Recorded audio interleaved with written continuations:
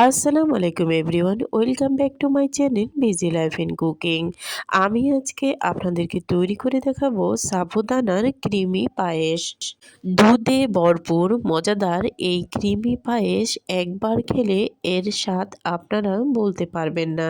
প্রতি চামচে চামচে যেন এর স্বাদ মুখে ব্রাস্ট হয়। তো চলুন কিভাবে তৈরি করেছি একবার দেখে আসি। এবার একটি প্যানে ঘি দিয়ে দিলাম কিচমিচ, কাজু বাদাম, কাঠবাদাম এবং চীনাবাদাম। এগুলো আমি কিছুক্ষণ ভেজে নিব। এবার আমি এখানে ১ কেজি পরিমাণ দুধ জাল করে ঘন করে নিয়েছি।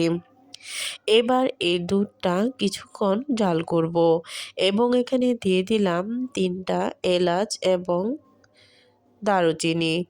এবার এই দুধটা জাল হয়ে আসলে এখানে আমি সাবুদানাগুলো ভিজিয়ে রেখেছিলাম ১০ মিনিটের মতো। তো আপনারাও চেষ্টা করবেন যেন সাবুদানাগুলো ভিজিয়ে রাখতে, কারণ এভাবে ভিজিয়ে রাখলে সাবুদানাগুলো সহজেই সিদ্ধ হয়ে যায়। তো এবার দুধটা আমার গরম হয়ে গিয়েছে। এই পর্যায়ে আমি ভেজানো সাবুদানাগুলো দিয়ে দিব।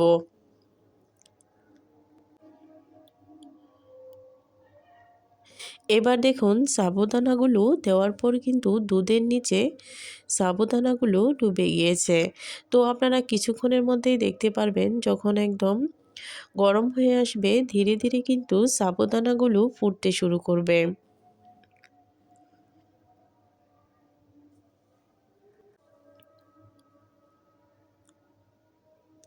তো এবার দেখুন সাবুদানাগুলো কিন্তু খুব অল্প সময়ের মধ্যেই ফুটে গিয়েছে এবং স্বচ্ছ কাচের দানার মতো হয়েছে এবং সবগুলো কিন্তু স্বচ্ছ হয়ে উপরে উঠে এসেছে। তো ভিজিয়ে রাখার ফলে কিন্তু খুব সহজেই সাবুদানাগুলো সিদ্ধ হয়ে গিয়েছে খুব কম সময়ে। এবার আমি দিয়ে দিলাম পরিমাণ মতো চিনি। তো আপনারা স্বাদ মতো চিনিটা ব্যবহার করতে পারেন।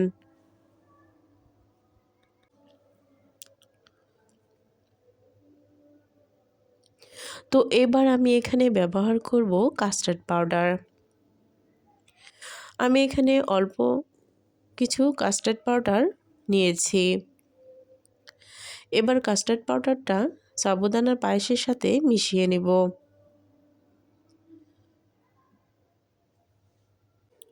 তো এবার আমি এখানে বাদাম, কিশমিশ সমস্ত কিছু যেগুলো ভেজে রেখেছিলাম এখানে ব্যবহার করেছি। তো দেখুন আমার পায়েসটা কিন্তু হয়ে গিয়েছে। তো এই পায়েসটা এরকম অল্প কিছু তরল থাকা অবস্থায় নামাতে হবে, না হলে কিন্তু ঠান্ডা হয়ে গেলে জমে আরও ঘন হয়ে যাবে। তো এখানে আমি কিছুটা দুধ এবং কিশমিশ বাদাম দিয়ে সাজিয়ে নিচ্ছি। তো আমার ভিডিও যদি আপনাদের কাছে ভালো লাগে কমেন্টে জানাবেন, সাবস্ক্রাইব করতে ভুলবেন না আর একটি লাইক দিয়ে দিবেন।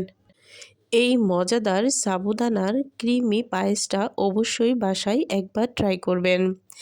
একবার খেলেই আপনারা বুঝতে পারবেন যে এর স্বাদ কতটা অতুলনীয়। একবার খেলে এর স্বাদ আপনারা বলতে পারবেন না। আল্লাহ হাফেজ।